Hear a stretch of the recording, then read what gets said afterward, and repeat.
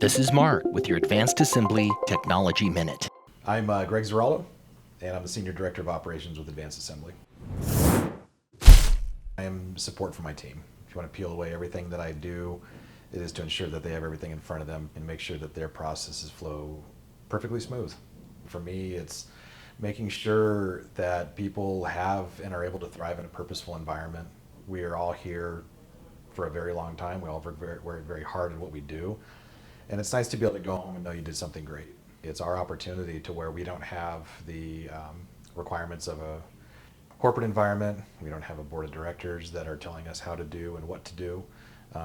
We control our fate here, and it's a very engaging environment. I appreciate that.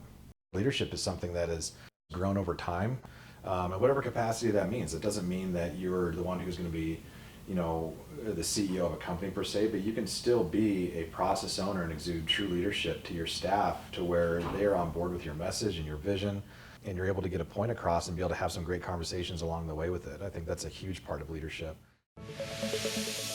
If you liked this video, let us know by clicking the like button at the bottom of the screen.